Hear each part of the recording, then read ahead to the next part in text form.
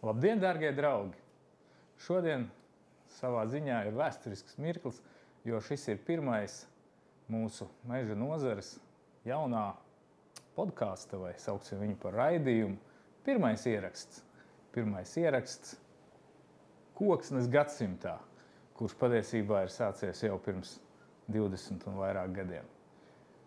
Šodien studijā neviens cits, kā Latvijas Kokrūpniecības federācijas viceprezidents, pareizi, ja? Kristaps Klauss, kuru, es domāju, ka daudz no jums pazīst, kā, tā skaitā es, pazīst tevi, kā ekonomistu, kā lobistu, kā cilvēku, kurš argumentē ar skaitļiem, kurš argumentē ar faktiem, ar grafikiem, runā par tendencēm, un tāpēc mēs šodien ne par ko tādu nerunāsim. Šodien mēs ar Kristapu Klausu aprunāsimies par filozofiju.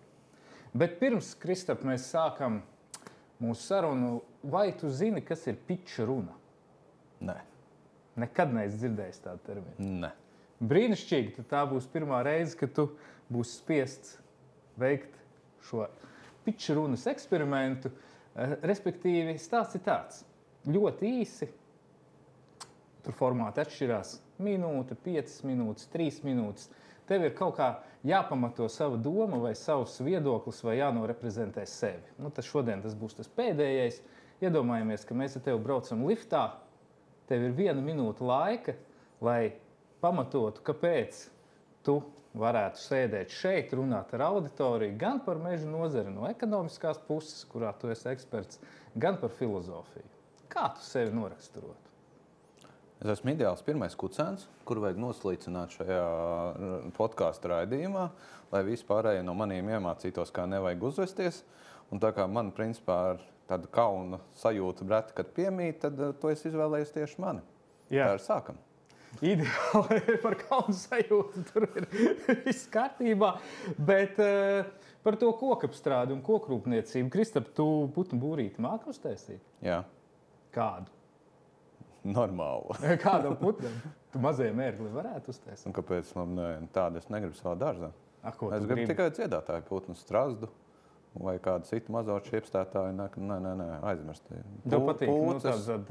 Nav stāsts, kas patīk. Vienkārši stāsts par to, ka ir kaut kāda loģika, ko tu 600 kvadrātmetru teritorijā gribi redzēt un negribi redzēt. Arī, godīgi sakot, mūsu svētā stāķi negribētu redzēt, ņemot vērā. Viss vārdi. Štruns ar vārdiem. Lieta ir tāda, ka viņš jau nav pārāk tīrīgs. Un apkārt viņa ligzdēja vienkārši būs gan ēdiena atliekas, gan viss pārējais. Un tā iemesla dēļ es esmu kā normāls egoists. Man lietas, kas man patīk, un lietas, kas nevisai. Kristaps, kurš nevēlas, lai stārķis pieķēza viņa zemi. Un pareizi ir, mēs arī šodien runāsim patiesībā par to teritoriju, kas mums ir visiem kopīga, un tā ir Latvija. Un pirms vairākiem gadiem Latvijas Meža nozare vai Meža nozares vadošās organizācijas viedokļu līderi vienojās par tādu ilgtermiņu nozares stratēģiju, un šīs ilgtermiņu nozares stratēģijas ietvarā radīja arī, es viņu varētu saukt par saukli vai devīzi. Mēs veidojam sakoptu, neatkarīgu un pārtikušu Latviju. Un par šiem terminiem un par šiem ietvaru šim sauklim arī šodien parunāsim.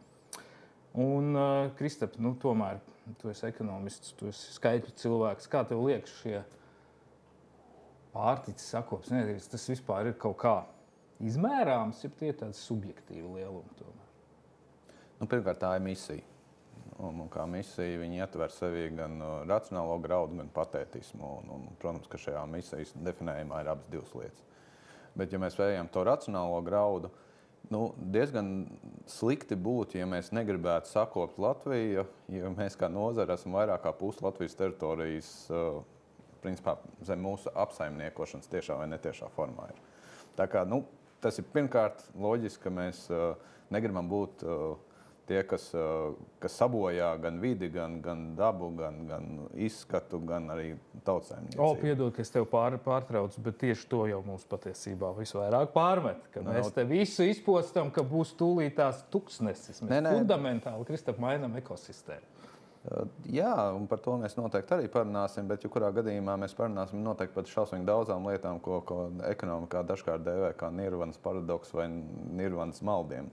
Proti, ka salīdzina kaut ko ideālu, ar ko viss būtu sajūsmā, ka tas būtu ideālākais risinājums un visi kā uzbudināti uz to iet un uz to virzās, tikai viena maza nelaime tajā visā, ka tas nav realistiski. Tāda vēlmju domāšana. Jā, vēlmju domāšana vai melnbaltā domāšana un realitāte jau ir tāda, ka mums ir jāatrod kompromiss starp visu. Bet atbildot tomēr uz visiem 3 jautājumiem, ko tu uzdevi, nevis tā kā Godmanis, kurš tālāk par 2 parasti netika. Tad otrais bija pārtikuši. Jā, bet pie tā mēs varbūt nonāksim. Paliekam pie pirmā, paliekam pie sakoptības. Jo padiskutēsim par šīm te mūsuprāt svarīgajām un ietvara un filozofijas galvenajām lietām, ko mēs kā meža nozare Latvijai un sabiedrībai dodam un varam dot. Parunāsim par viņām pēc kārtas. Un vismaz man personīgi liekas, ka sakoptība, tas vienmēr kaut kā asociēs ar saimniekošanu, ar kaut kādu saimniecisku reālu darbību, vai tu sakopi, istabu savu, vai tu sakopi dārzu, vai tu sakopi savu valsti un zemi, kā tev šķiet? Protams, ka tas tā ir, bet atkal, ja tagad mēs apgriežam atpakaļ, kā tu gribēji teikt, ko mums pārmet, būsim arī godīgi. Mēs kā cilvēki mīlam ainaviski to, kas mums ir paticis, un to mēs gribam redzēt mūžīgi. Savukārt, tas, kas mums nepatīk, tas ir jāsakārto. Bet viss, kas patīk, labāk neaiztiekam. Un ņemot vērā, ka lielākoties mūsu patikšanā nozīmē pieaudzis ciršanas vecums sasniedzis mežs, kurš ir kopts, un tajā brīdī, kad viņš pārvēršas par kailcirti, bez šaubām tas ir tas, ko sabiedrība neuztver pārāk pozitīvi. Un patiesībā par to arī ir jābūt ar diezgan lielu izpratni, jo tas tā ir. Un ļoti līdzīgi, tāpēc, kā mums nepatīk, ka mūsu, piemēram, dabiskās, vai precīzāk, ganību pļavas, kurām ar dabiskumu ir diezgan maz sakars, jo viņas ir pēc būtības cilvēku rezultātu radīts. Bet, kurā gadījumā sauksim viņas par ganību pļavām, ka viņas aizaug ar kokiem. Arī tas nepatīk. Man personīgi ir viena ārkārtīgi mīļa vieta Latvijā, Sēlijā, kur manas visas bērnības vasaras tika pavadīts. Un, kad es aizbraucu turien un redzu, ka manas bērnības pļavas ir aizaugušas ar kokiem, man tas kā tracina. Un īstenībā es nebiju ar diezgan lielu prieku ieraudzīt, kad tās ainavas, kas man bija manējie bērnības brikšņi, kur Robinsons Crusoe un vispārējo spēlēja, pēkšņi nocirsti. Arī nepatika. Vienīgais, kas man bija atklājums, kad vienā vietā, kur viņi bija nocirsti, tad pavērās tik brīnišķīga ainava, kad apmēram, ja es kādreiz sapņotu to vietu, kādreiz atgūtu vai ko, es laikam darītu visu, lai tie koki tur atpakaļ neataugtu. Jo tas jautājums ir par to, kas patīk vai nepatīk. Un tajā brīdī tā sakoptība bez šaubām ir mūsu atbildība, lai viņi būtu saimnieciski jēgpilna, lai viņi būtu pareizi apsaimniekota, bet ir vienā lietā, kurā mums ir jāapzinās, ka mēs nepatiksim, ir ainavas maiņa. Par ainavas maiņu tieši gribēju varbūt tādā vēsturiskā griezumā drusku paskatīties. Redzi, pirms 100 gadiem Latvijas ainava bija stipri savādāka. Bet ko tas dod? Ko tas dod? Ja tas ir skaidrs, kad Ulmaņa laikā beigu gadījumā mums bija 30%, tagad 50%, bet to cilvēki neatcerās. Viņi atcerās to brīdi, kad viņi braukuši 10 gadus atpakaļ vai 5 gadus atpakaļ vai vakardien gadu ceļu un redzējuši, ka tur ir koki. Jā. Un tas, kas mums ir ar šiem stāstiem, kas ir bijis Ulmaņa laikos, liela jēga nav. Ar to mēs savu patiesību nepierādīsim. Mums drīzāk ir jāņem vērā, kā daudz kur, kā ekonomikā pēc definīcijas. Mums ir jāmīl cilvēku un jāpieņem, ka viņi ir nepilnīgi.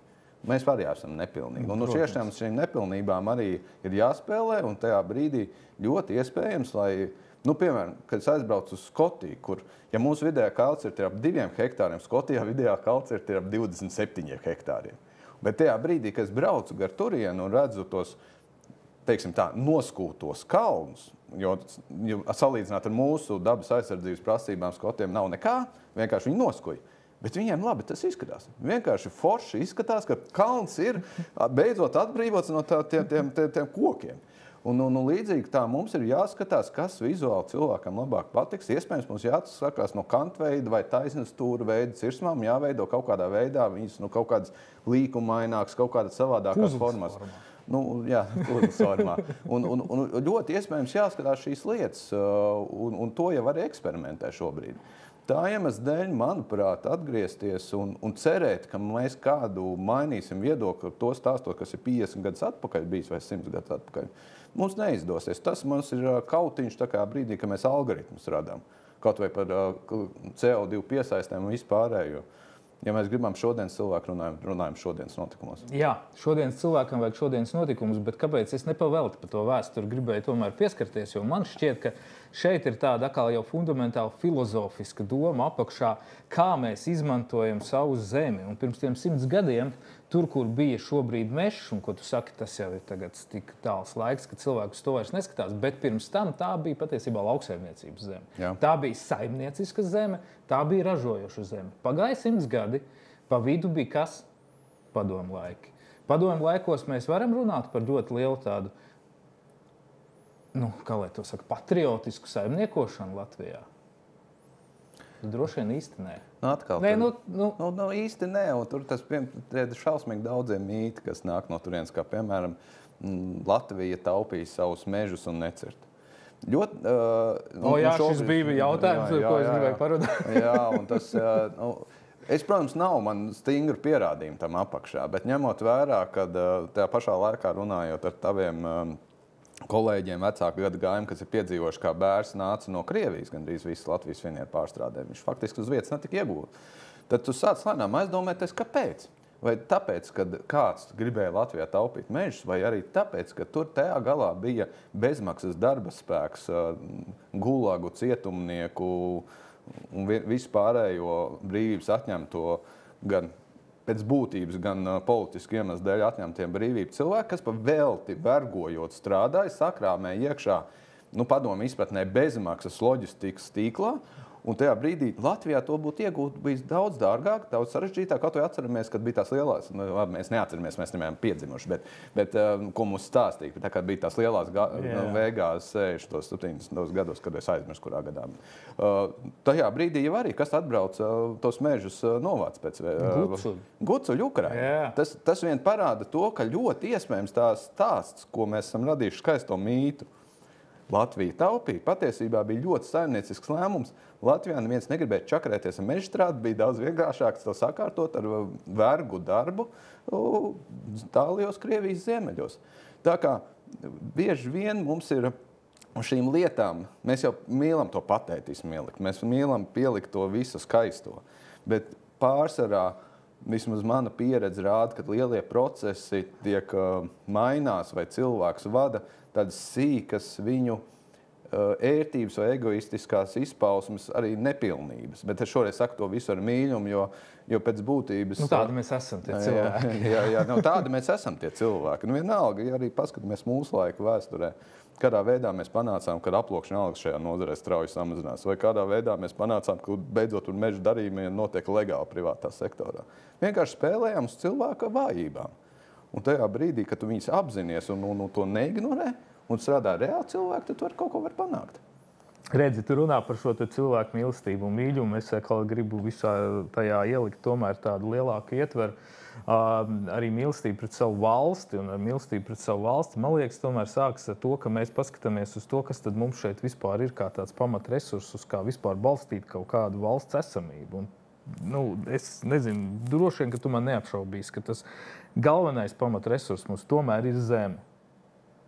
Es apšaubu nevis tavā faktoloģijā, es apšaubu tavā pieņēmumā, ka kāds šādā lielajā filozofijā grasās skatīties. Lūdzu, izstāst, kāds ir tavs ieskats par metāla rūpniecību? Kā tur mums vajag jāskatīties? Kā mums vajag skatīties metāla rūpniecību? Ņemot vērā, ka rūdu no saviem purviem mēs laikam vairāk tā kā īsti neiegūstam, tad mums vajag skatīties uz šo rūpniecību kā importa resursu pārstrādes daļu Latvijā, kas varbūt nav slikti. Tas pat ir ļoti labi un noteikti mums kaut ko vajag ražot no metāla, un to arī mēs darām galu galā. Arī meža nozarē ir uzņēmumi, kur ļoti aktīvi iesaistījušies metāla apstrādē. Bet ja mēs paskatāmies no tāda tautsaimnieciskā pamata, tad metāls noteikti nevar būt Latvijas pamatresurss, tas, ko mēs iegūstam šeit, un tas, kur mēs neesam atkarīgi no importa. Nu, tu lēnām sāc stāstīt anekdoti par blusām, ko tu noteikti zini. Kad, principā, iemācies par blusām, izvelc biļetīti par suni, un tas suns ir tāds dzīvnieks, kurā ir spalvas, un tev spalvās dzīvo blusas, tāpēc runāšu par blusām. Pat par metālu tu aizgāji stāstam atpakaļ līdz kokam. Nu, protams! Bet par to jau Pauli arī tas stāsts, ka tu mēģini iestāstīt, kad pārējiem cilvēkiem, kuriem īstenībā ir dziļi pie kājas, līdzīgi, godīgi sakot, kā tev par metāla apstrādi, izņemot to, ka finieri arī ir metāla apstrādes slikts. Piemēram, vajadzēja paņemt kaut ko citu, kur tu vēl esi tālāk no tā visa. Ja? Un tad tu gribi tam cilvēkam likt iekšā šo filozofisko domu, kā pareizi raudzīties. Cilvēks normālais raugās šausmīgi egoistiski. Tajā brīdī, ja tu dzīvos blakus metāla apstrādes uzņēmumam, kurš smirdinās gaisā, vai arī par kur vedīs automašīnas ar skaļu troksni, tu uz to jautājumu raudzīsies pilnīgi savādāk. Tā iemesla dēļ, manuprāt, jā, tas ir pareizi runāt par šīm filozofiskām lietām, bet ja mēs tā godīgā sarunā izējām un izrādās, ka šoreiz tu būsi lielais filozofs un es būšu tas cīnītis visu laiku, lai gan tā parasti ir, vai ne? Nu, mums lomas varam pamainīt, ja gribi. Varam pamainīt, bet jebkurā gadījumā es domāju, ka mums arī kā nozarei nevajag aiziet tajā, kā saucās, Nirvanas paradoksā, vai kurš viens no tiem priekšnosacījumiem tāds, ka, ja tantai būtu riteni, viņi būtu tramvajs. Un tad mēs pieejam, ka tomēr mēs strādājam ar tramvajiem, nevis ar tantiņām, kurā nav riteņi. Tāpēc, ja mēs gribam izstāstīt, mums ir jāsaprot, kā cilvēku uz to lietu raugās.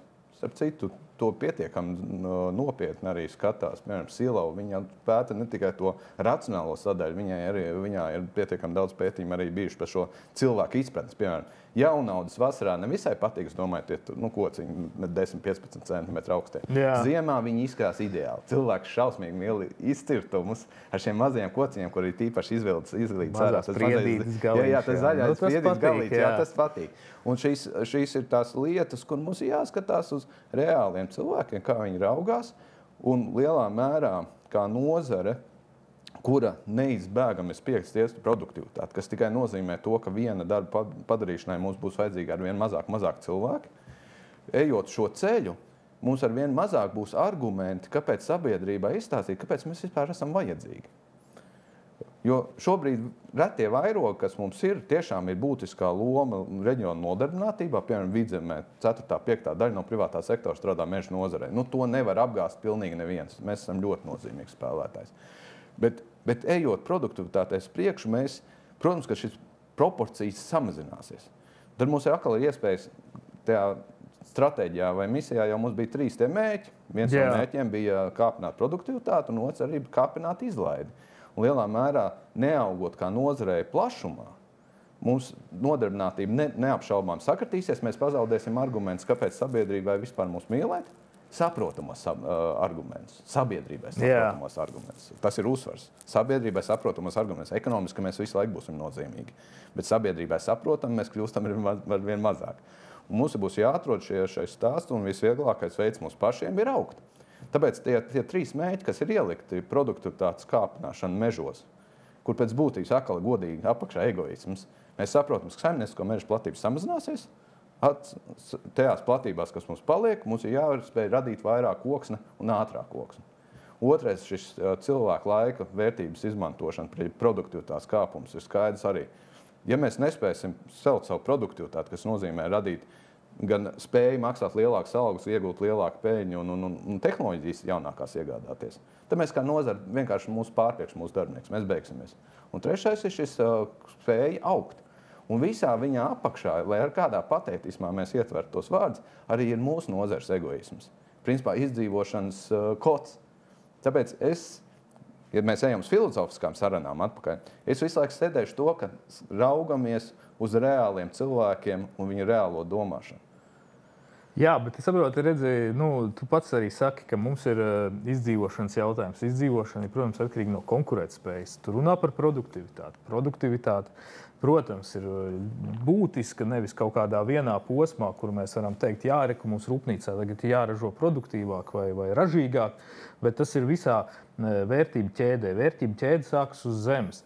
Zeme ir tomēr tas pamata resurss. Pirms 100 gadiem tā bija lauksaimniecības zeme, nevienam nebija šaubu, ka tur ir jābūt produktīvi, ka tur ir jābūt maksimāli efektīvi. Uz to gāja, uz to labi, varbūt, ka tagad tā produktivitāte pa 100 gadiem ir palielinājusies lauksaimniecībā, es nezinu, 4-kārt, ja? Bet arī, redz, mežsaimniecībā mēs esam viņu spējuši palielināt, vairāk kārt vismaz noteikti. Un tāpēc es atgriežoties pie tās filozofijas un pie tā sakoptuma, gribēju varbūt tā kā, finalizēt to ideju par to, ka tomēr sakopts nozīmē saimniecisks. Mūsu izpratnē bez šaubām. Bet es gribētu teikt, ka nevienmēr mūsu izpratne sakritīs ar sabiedrības izpratni. Un kas ir sabiedrība, tavuprāt? Tas, man liekas, ir tāds tik ļoti abstrakcionizēts termins, par kuru, patiesībā, kā tu viņu definēsi? Jā, ļoti perfekts īstenībā jautājums. Jo lielā mērā visi mīl atsaukties uz sabiedrību. Jā, kaut kā. Arī es. Un tajā pašā laikā es arī labi apzinos, ka nav tāds viens veselums sabiedrība. Īstenībā nav arī tāda viena veseluma kā meža nozara. Pats labi zina, cik mūsu nozarē iekšējā skaistlības valda. Protams, bet mēs gribam tā domāt. Tāpēc, kā mēs tomēr ir kaut kādas tādas vērtības kā latvieši. Mēs latvieši mēs nodefinējam un lai kāds ņerga nāk un pasaka, ka mēs esam slikti, dabūs pa purnu no jebkura latvieša gandrīz. Bet jebkurā gadījumā, bet atgriežoties pie sabiedrības, protams, ir sabiedrības grupas, kas ir ar mums vienās domās. Skaitliski viņas noteikti ir mazākumā. Otra grupa, kas ir ļoti kaislīga pretinieka, jo vidas organizācijas, viņi spēja saprast vidinieku, kur tas viens spēks ir apakšā. Ja tā godīgi paraugās, tajā brīdī, ka kāds negrib redzēt, ka viņa tūmā tiek nocirsts mežs, viņš saprot to, ka patiesībā neviens likums viņu neaizsargā no patiks, nepatiks viedokļa. Bet viņš zina, ka aizsargā konkrēti kukaini, putniņu vai augu. Un tajā brīdī viņam pat neinteresē ne tas kukains, ne tas augs, ne tas putniņš. Viņš redzot mēķi lūdzu nenocērt. Viņš iet pie vidas organizācijām, saka, viņiem principā pat tas neinteresē, bet viņi redz tur risinājumu. Tā iemesla dēļ viņiem ir skaitliski izdevies it kā radīt iespēju, ka viņi ir vairāk nekā tie, kas atbalsta mūs, bet tāpēc, ka viņi arī ļoti aktīvi ir. Un lielākā daļā sabiedrībā ir drusku vienalga, kamēr netiek skartas viņa personīgās intereses. Tā ir tā sabiedrības uzbūve, kādu mēs viņu redzam. Jā, bet mums ir tomēr arī sabiedrības, un te gan mēs varētu teikt, ka tomēr sabiedrības kā demokrātiskas sabiedrības kopuma deleģēti tomēr pārstāvi, kuriem nevajadzētu būt vienalga un kuriem vajadzētu būt šim saimnieciskās sakoptības domāšanas virzienam prioritāram. Es neesmu pārliecināts, ka prioritārākais atkal atgriežoties pie cilvēka egoisti ir tik pārvēlētam. Diemžēl. Viņam jāsaprot, kas ir viņa vēlētājs. Bet tajā pašā laikā tas, kad kamēr tu vari gudri spriedelēt, kā lietām ir jānotiek, tikmēr tu vari nirvanā dzīvot, cik tu vēlies. Tajā brīdī, kad tu nonāc pie tā galda, kur tev ir reāli jāatrisina konkrēta problēma, tu vairs nevari izstāstīt, ka tie ir tie muļķi, kas nemācēja atrisināt, un tagad tu esi tas, kas atbildīgs. Ļoti ātri uzvedība mainās, jo tu sāc saprast reālās lietas. Un tas labums ir tas, ka mums tā valsts pārvalde šķietam it kā ir liela, bet patiesībā viņi ir ļoti mazi. Un lielākoties ar maziem izņēmumiem, kā dabas aizsardzības pārvalde un vēl dažas vietas, kurām nav vispār galva jālauz par reālismu un saimnieciskiem jautājumiem, viņi ātri nonāk pie šī secinājuma, ka tai meža nozarei jāpastāv. Jo mēs jau varam vienmēr spriedelēt, kā Latvijas banka norāda, ka Latvijas preču eksports ir šausmīgi zemu pievienoto vērtību vai šausmīgi zemu tehnoloģisko attīstību. Spriedelēt vai forši, bet risinājums jau nav, ka tagad visi to, ko mēs prečus eksportējam, kas Latvijas bankai nepatīk, vienkārši kancelējam, beidzam to darīt. No tā vietā jau ātri nekas neradīsies. Mēs vienkārši nokausim Latvijas tautsaimniecību. Un atgriežoties pie tavas domas par šo saimniekošanu, tā lieta reizē mūsu vājums un mūsu stiprums. Mēs kā nozare, kad apmēram 60% no kokrūpniecības pēc apgrozījuma, nodarbinātības, visu veidu ekonomiskiem rādītājiem, ir tieši atkarīga no meža. Ja nebūs Latvijā mežsaimniecība, nebūs zāģētājs, Latvijā nebūs mežsaimniecības, nebūs finieru rūpniecības. Tas vienkārši beigsies. Tad vēl apmēram, nezinu, es varbūt pārspēlēju 50% varbūt. Bet, kādā ziņā pie puses vai pat vairāk kā puses. Tad mums ir kādi 20-30% ir 20% drīzāk tādi, kas ir tieši atkarīgi no tiem, kas ir tieši atkarīgi no meža. Piemēram, granulu rūpniecība. Nebūs zāģētājs, kurš lec skaida, nebūs blakus granulu ražošana. Tik vienkārši. Un tad mums apmēram 20% no ekonomiskos pienesuma veido tāda nozara, kurai drusku varbūt pie kājas ir Latvijā mežsaimniecība vai nav. Piemēram, mēbeļu rūpniecība. Viņi var nopirkt izēju materiālu, un viņi ar to dara Somijā, Zviedrijā, Vācijā. Agrāk to viņi darīja Krievijā. Nopērk šo izēju materiālu, saražo un pārdod. Viņiem nevajag obligāti Latvijas dēli vai Latvijas plātni. Un tajā brīdī, un to apzinoties lēmumu pieņēmēji, vairs arī nevar tā brīvi pateikt, tagad aizklapējam ciet mežstrādi, jo tajā brīdī tu aizklapē ciet lielāko Latvijas apstrādes rūpniecību.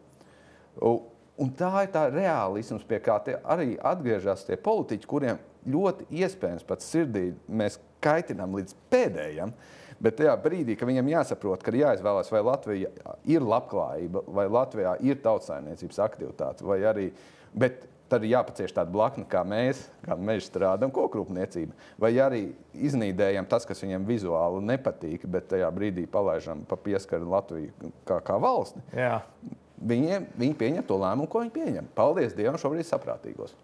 Ideāli, jo mēs tikko nonācām līdz tam otrajam vārdam nozares devīzē. Mēs nonācām līdz neatkarīgai Latvijai. Un mēs te diezgan daudz tikko runājām par to, cik ļoti patiesībā daudzos pakārtotos, es pat teiktu, posmos mēs esam atkarīgi no tā, ka mums ir mežs. Un šī atkarība patiesībā ir pamats savā ziņā valstiskai neatkarībai savukārt. Jo tas, kas ir uz zemes un kas ir mūsu zeme, tas ir mūsu pamata resurss. Jā. Un šeit mēs par to vēsturi, tad bišķīt ik vēl laikam iemetam, un es atkal beidzášu nospēlēt to filozofisko, naivo ideālistu, kurš iemet kaut kādu vēsturisku faktu, bet es zinu, ka tu varbūt viņu varēs arī diezgan pamatot nokomentēt. Vismaz es esmu lasījis un dzirdējis, ka arī pie šīs Latvijas patiesībā tādas latviskās domāšanas vai šīs brīvības pirmajiem tādiem aizmetņiem, kas bija 19. gadsimta vidū, tur ar latviešu biedrību saistīti. Tur arī patiesībā tā pozitīvi līdzvainīgi ir bijuši ar koku tieši netieši saistīti faktiski pirmie Latvijas uzņēmēji. Ja, arī, bet tur tā ķēdīte, vismaz manā leģendā, ir drusku savādāk. Protams, ka mēs nevaram noliekt latviešu biedrības un biedrošanā, Latvijas biedrības nama un Latvijas biedrošanās lomu jaunatviešu kustībā un visā pārējā, kas arī nemaz tik viennozīmīgi nav, kā mēs labi zinām, ar viņu koķetēšanu ar sociālismu un idejām vispārējo. Bet kurā gadījumā tā bija kopiena, kura lielā mērā iznesa šo Latvijas neatkarības ideju un paldies Dievam un paldies viņiem, ka tas notika. Bet, ja mēs skatāmies, Latviešu biedrības nams vai Latviešu biedrošanās jau nemaz tik vienkārši neradās. Ja es pareizi atceros, tas bija 1968. gads, 1868. Jā, 68. gads, piedod par putrošanos, kad tika dibināta tāda latviskas palīdzības biedrība Igaunijas bada cietēji. Man liekas, kaut kā tā trūkumā cietošie bija Igaunijā. Jo tur tajā laikā gan Somijā, gan Igaunijā bija bads. Un atkal, mēs varam ielikt patētismu. Jā, mums nebija. Mēs varam ielikt patētismu, ka mēs tur tiešām savācāmies šo tīras sirds vadīti, lai palīdzētu Igauniem Somiem. Bet patiesībā tas bija vienīgais legālais veids, kā mēs cariskā Krievijā varējām uztaisīt jebkādu biedrošanos. Un tas bija iegansts. Patiesībā viņi izveidoja lielā mērā par naudu. Tagad es runāju par aktivitāti darbu, bet es runāju par naudu. Jā. Nauda tika izveidota par latviešu uzņēmēju naudu. Lielā mērā šī latviešu uzņēmēja nauda tajā laikā lielākos bija koncentrēta nekustamos īpašumos. Īres nams vispārējais, mēs zinām, tur Kalnciem rajons un vispārējais. Jā, Tur bija tā nauda apakšā. Bet, ja mēs paskatāmies, ka apmēram vēl 100 gadus atpakaļ, no tā brīža, nevis no šī brīža, no tā brīža latviešiem vispār bija aizliegts būt īpašniekiem īres namiem caur to, ka drīkstēja īres namus būt tikai tiem, kas ir ģildē. Jā. Savukārt ģildē drīkstēja būt tikai vācieši. Latviešiem tur bija aizliegts būt. Es nezinu, vai tikai vācieši, bet katrā ziņā latviešiem tur nebija jābūt. Un tad bija tāds uzņēmējs, ja pareizi izrunāt, viņu uzvārds Steinhauers. Jānis Steinhauers. Jā, Jāni vieglāk izrunāt nekā uzvārds. Tas ir riktīgs latviešs. Jā, par ko īstenībā dažādos avotos ir par viņu tautību arī, jo labs jautājums, kā viņš varēja būt, īstenībā arī vācieši tikai drīkstēja nodarboties ar koku brāķēšanu. Kā latvietis trapījās pie brāķēšanas, tas arī iespējams bija nelikumīgi tautības. Viņš izlikās. Tā kā tie avoti jau dažādi runā, bet lielā mērā viņš bija tas, kas bija nopelnījis naudu ar koka brāķēšanu un uzsāka 40 gadu ilgu tiesvedību par to, lai latviešiem būtu tiesības būt ģildē. Jā, apmēram. Jā, labi, Lembergs iestājās divreiz mazāku periodu. Vēl taču ir laiks. Jā, bet ir vēl laiks taisnība, jā. Bet kurā gadījumā stāsts ir atkal, mēs ejam atpakaļ soli pa solim, kur mēs nonākam gan šīm likumsakarībām, kas nebalstās lielajā idejā vai patētismā. Viņš balstās, es nedomāju, ka Steinhauers to darīja kaut kādu principu dēļ, lai visiem pierādītu, ka latviešiem ir jābūt tur. Viņš cīnījās par savu biznesu.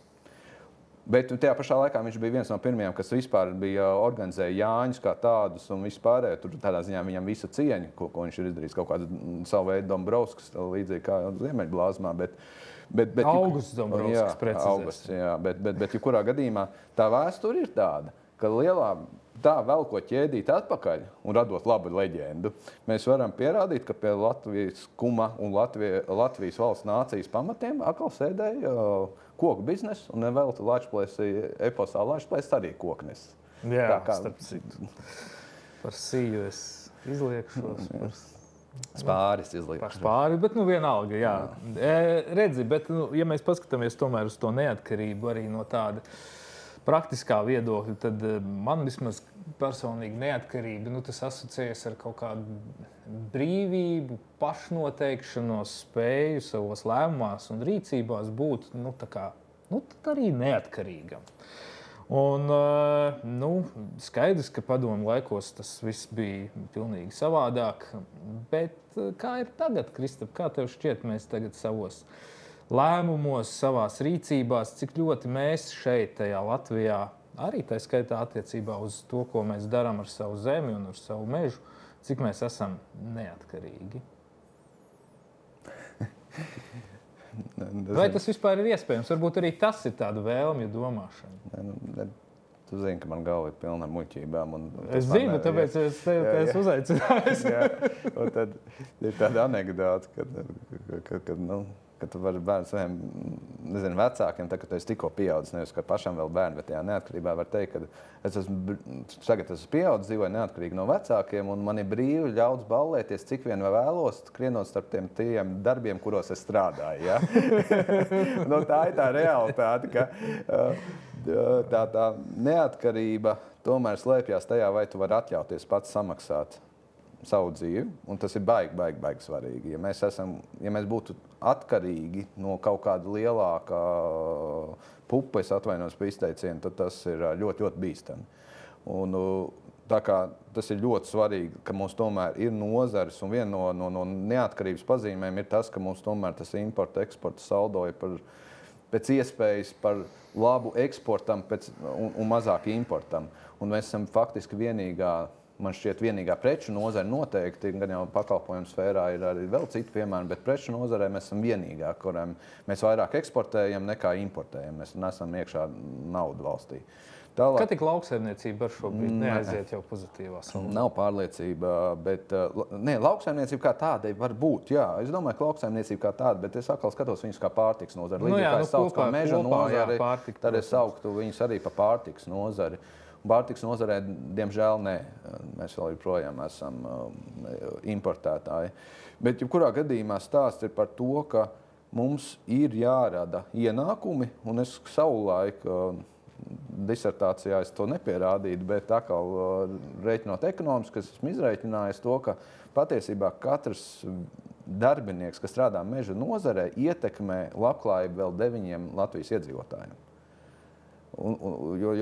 Jo principā, kā saka, tā ir viņa ģimene, tie ir nodokļi, ko viņš maksā valsts, lai varētu nolīgt ierēģņus, un tā ir nauda, ko viņš tērē vietējā tirgu, piemēram, veikalā vai frizētavā, un tādā veidā viņš ietekmē šos iedzīvotājus. Un tur jau nav tālu jāmeklē, kā piemēram, jo tev turīgāk klientūra, jo tu vairāk vari par pakalpojumu paprasīt. Frizieru pakalpojumi Rīgā un frizieru pakalpojumi Latgalē, Krievijas pierobežā, kardināli atšķirās izcenojumā. Un ne jau tāpēc, ka Latgales pusē būtu sliktāks frizieris. Iespējams, viņš pat ir labāks nekā Rīgas centrā. Vienīgi viņam apkārt ir daudz nabadzīgāki cilvēki. Un tas ir tas moments, kad mūsu loma ir ienest šo naudu. Un otra lieta, kas man šausmīgi patīk mūsu nozarē, ja mēs skatāmies jebkuru galveno rādītāju, vienalga, vai tas būtu apgrozījums, vai nodarbinātība, vai pievienotā vērtība, vienalga kas. Vēl joprojām vairāk kā 2/3 viņi rada uzņēmumi, kas pieder Latvijas kapitālam. Un šajā gadījumā es nenoliecinu, un īstenībā ļoti labi, ka mums ir ārvalstu investīcijas Latvijā. Ar to es negribu pateikt, ka ārvalstu investīcijas ir sliktas. Bet tas, ka tomēr 2/3 vēl joprojām pieder Latvijas kapitālam, ļauj arī mums, arī kā organizācijai, daudz lokālāk pieņemt mūsu pozīcijas, viedokļus, un mums nenodiktē vai caur balsojumu nepanāk ārvalstu investoru pieņemt lēmumu, nezinu, Stokholmā vai Vīnē. Tas ir Rīgā un Latvijas citās pilsētās un laukos radušies lēmumi. Un tā ir tā neatkarība, kā es to raugos. Vietējais resurs, vietējais kapitāls, vietējie cilvēki.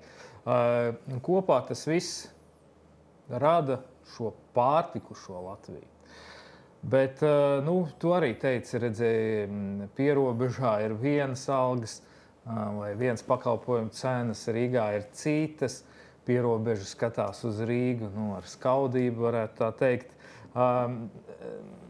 Mēs šeit Latvijā arī bišķi skatāmies tā drusku ar skaudību varbūt uz citām valstīm. Kaut gan, ja tā parēķina pasaules mērogā, mēs taču tomēr esam starp kaut kādiem, es nezinu, cik tagad tas skaitās, bet man liekas, kaut kādiem 15% pārtikušāko pasaules iedzīvotāju. Jā, tā ir pilnīgi taisnība, bet atkal atgriežamies pie cilvēka. Tavu relatīvo sajūtu par turīgumu vai nabadzību padara to, kā dzīvo tavu kaimiņu un tuvākie radinieki. Un nedod Dievs, viņi labāk dzīvo kā tu, un pat ja tu būsi miljonārs un viņi būs miljardieri, tev būs sajūta, ka tu esi vienkārši apcēl to vidū. Un tā arī mums ir. Mēs dzīvojam bagātākajā pasaules daļā. Man liekas, bagātākā, ja mēs tā paraugamies. Labi, Ziemeļameriku varbūt noliekam malā. Varbūt Skandināvija. Skandināvija, es arī pieskaitu Eiropas, negribu. Mēs dzīvojam bagātākajā pasaules daļā, un tur, protams, ka mēs sev salīdzinām, nezinu, ar Norvēģi, ar Zviedru, ar Vācieti, un mums rodās šī mazvērtības sajūta.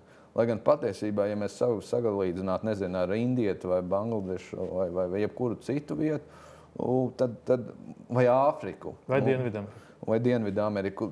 Mēs justos te vienkārši karaļi. Bet arī, protams, kad ir jāņem arī vēl viens moments blakus. Ja mēs atrastos, nevis te, kur mēs atrodamies pēc debīla kaimiņa, bet mēs atrastos Eiropas vidū, kur, piemēram, Šveice, mēs dzīvotu vēl labāk, pat pieņemot visus tos pašus lēmumus, kā mēs pieņemam šeit. Jo tas arī ir tas moments, tas ekonomiskais efekts. Ja tev apkārt ir vairāk vai mazāk turīgas nācijas, tad viņas jau arī, tā ekonomika jau pavelkās līdzi. Jā, redzi. Mēs te tagad runājam par pārticību, mēs runājam par pārtikušu Latviju, mēs runājam par meža nozari, kas savā ziņā to veido, bet atkal jau resursi zeme, viņš ir ierobežots. Mežs jau arī mums ir tik, cik ir. Drīz varbūt, ka mēs viņu varēsim izmantot stipri mazāk nekā šobrīd. Kā tu redzi to nākotni? Kā tu redzi pārtikušu Latviju pēc 10 gadiem un meža nozares lomu tajā? Mēs būsim stipri marginālāki, ja tomēr mums ir iespēja būt tur joprojām tās pārticības pamatu balstam.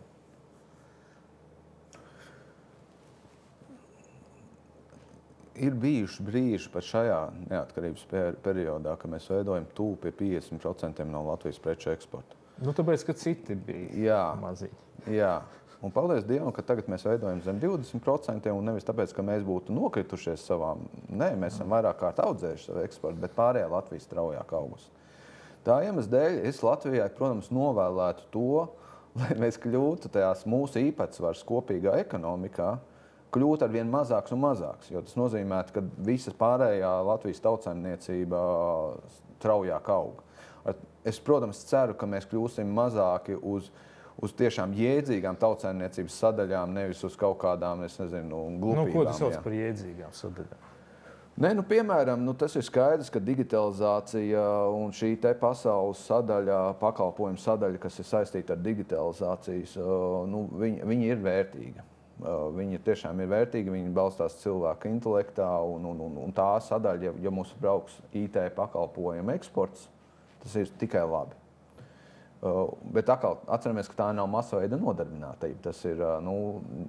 Tas tomēr ir ļoti nišas, izglītotu, gudru cilvēku darba rezultāts. Kuri, starp citu, var strādāt mūsdienu tehnoloģijās no jebkuras pasaules malas? Viņiem nav jābūt obligāti šeit, Latvijā, pat ja viņi ir latvieši.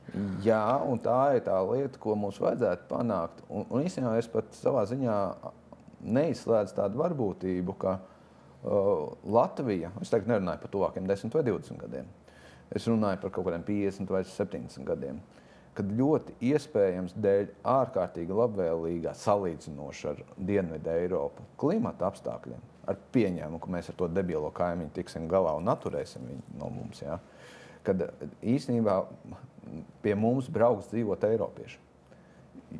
Aizbrauc uz Madridi vasaras vidū. Esmu bijis, zinu, Romā, piemēram, tas ir pilnīgi neiespējami. Tev sirds stājās. Un tajā brīdī tāda Latvija ar šo stāstu, ka tu vari šis cilvēks strādāt no jebkuras vietas pasaulē, ar lielu, mums ir priekšrocības, kāpēc viņam pateikt strādā no Latvijas. Vismaz vasaras periodā. Ziemas periodā laikam mums būs grūti konkrēti. Ja, bet kādas tur vairs drīz ziemas? Nē, kaut tā viņas būtu, jo tas būs traģiski, ja viņas nebūs. Bet kurā gadījumā tur mūsu priekšrocības ir. Bet atgriežoties pie tavu pamata jautājuma, ko es novēlu vai ko es domāju, es ceru, ka mūsu īpatsvars samazināsies, tāpēc, ka citas būs augušas. Bet tajā pašā laikā aizmirstam, ka mēs varam būt visa nācija, kas māk programmēt un zina ķīniešu valodu. Cilvēku spējas ir dažādas, intereses ir dažādas, nodarbošanās jābūt ļoti, ļoti dažādām. Tā iemesla dēļ es domāju, ka dabiski mēs kā nozara arī pēc 50 gadiem būsim viena nozīmīga sastāvdaļa. Visticamāk, joprojām mēs būsim ļoti nozīmīgi reģionālā skatījumā, jo pakalpojumu sfēra attīstās lielākoties lielās kopienu vietās, kā Rīga. Viņām, vai arī viņas kā filiāls var izcelt kā draugiem pārcēluši tur stēsim vai kas, bet tās ir maziņas kopienas. Viņas neradīsies no nekurienes Viesītē vai Prēļos. Tā tas nenotiks. Tur var kāds pārcelt filiālu uz turieni. Bet savukārt šajās mazās reģionālajās vietās tur ir rūpniecībai vieta un zemes sektoram vieta. Un tur mēs viennozīmīgi būsim klāt. Es tā ceru, ka neatnāks kāda politiķa paudze, kas neuztaisīs šo eksperimentu, kas notiktu ar Latviju, ja nebūtu meža nozara. Jā. Un man liekas, ka vēl viena bišķi paturpinot tevi ir viens svarīgs faktors tas, ka patiesībā jau ražošana un tās nozares, kas rada kaut kādas fiziskas, reālas lietas, jebkurā pasaules daļā ir tomēr pamats visam. Un arī IT nozare jau savā ziņā ir tikai apkalpojošā sfēra, ar atsevišķiem izņēmumiem, protams, bet apkalpojošā sfēra citām nozarēm, īpaši jau tām, kuras nodarbojas ar kaut kādu fizisku, reālu lietu radīšanu. Jā, tā ir taisnība, bet redz, tur pakalpojumu sfērā ir tāds labums, ka viņā cilvēka darbs ir grūtāk pārtaisīt viņu automatizēt un robotizēt nekā rūpniecībā. Tā iemesla dēļ jau mēs arī redzam šo virzību, nodarbinātības virzību sākumā no lauksaimniecības uz manufaktūru, kā saka, vai ražošanu, un šobrīd no lauksaimniecības un ražošanas uz pakalpojumu sfēru. Tā ir neizbēgama kustība, ko nevajag nekādā veidā laust. Bet bez šaubām, mums būs arī jāēd pēc 100 gadiem. Mums būs jāēd pēc 100 gadiem, un tas, kāpēc es tev par to gribēju ieminēties, tāpēc, ka redzi, mums arī Latvijā taču ir brīnišķīgi piemēri par to, kā uz mūsu pašu kaut kādas nozares, piemēram, tās pašu mežu nozares, Latvijas valsts mežu piemērs, ir attīstījušies IT risinājumi, kuri rada kaut ko priekš tā, ko mēs šeit redzam kā vajadzīgi, kurus mēs pēc tam veiksmīgi arī eksportējam. Tā kā patiesībā jau tas, lai attīstītos arī IT šeit ar kaut kādiem jauniem know-how, nevis tikai programmētu to, ko mums kāds tur, es nezinu, Ziemeļamerikā pasaka priekšā. Mums šeit ir vajadzīgs arī tas pamats, uz kura veidoties varbūt tam pieprasījumam lokālajiem, uz kura dzimt vienradžiem, kuri tālāk soļo pasaulē ar IT, inovācijām. Jā, tu aizskāri to tēmu, ka lielā mērā mēs jau tā mīlam dalīt meža nozaru, pārtiks nozaru, metāla apstrādāju. Bet apskaties kaut vai mūsu industrijā, cik daudz mūsu nozares uzņēmumiem pieder metāla apstrādes un iekārtu cehi. Sen jau sauguši esam kopā. Tā pārnozaru sadarbība vai pārnozaru darbs bez šaubām, ka viņš notiek. Kaut vai elementārs jautājums, kas ir koka loks? Tas ir stikla produkts, koka produkts vai metāla produkts? Jebkuru nozari var paņemt viņu kā pie seviem. Mums ir izdevies tomēr tikai tāpēc, ka viņš tādās koka loks pateikt, ka tas ir mūsu produkts. Ja? Bet beigās tas gluži jau tā nav. Tāpēc mēs jau, protams, ka man kā lobistam ir kaut kāds šaurāks tautsaimniecības sadaļa, par kuru es jūtu un man ir uzlikta atbildība un cīnīties par viņu. Bet tajā pašā laikā es nevaru noliegt, cik bieži šīs robežas starp dažādām nozarēm pārklājās. Un sen jau nevēlti, kā labi zināms, ka es jau neesmu bijis tikai un vienīgi ar kokrūpniecības jautājumiem vai meža nozares jautājumiem nodarbojies to pašu ar nodokļiem, ar visiem pārējiem jautājumiem. Tāpēc, ka jāskatās jau plaši. Jāskatās ir plaši, un man liekas, ka mēs šodien šeit ļoti labi iezīmējām to ārkārtīgi plašo tēmu loku, kas mums šajā raidījumā Koksnes gadsimts turpmākajos podkāstos noteikti tiks iztirzāts daudz, varbūt šaurāk. Ir skaidrs, ka mums ir jāskatās uz Latviju, uz mūsu tautsaimniecību, uz meža nozari, kā uz vienotu ekonomisku ekosistēmu, kur ir ārkārtīgi daudz nišas, ir ārkārtīgi daudz biotopu, ir arī aizsargājamas teritorijas, ir īpaši audzējamas teritorijas un ir teritorijas, kurās mums ir jādod impulsi, lai viņas augtu, palielinātos un attīstītos. Tā kā sekojiet mūsu podkastam arī turpmāk, un šīs būs tās tēmas, par kurām mēs turpmāk runāsim. Paldies jums šodien! Uz redzēšanos!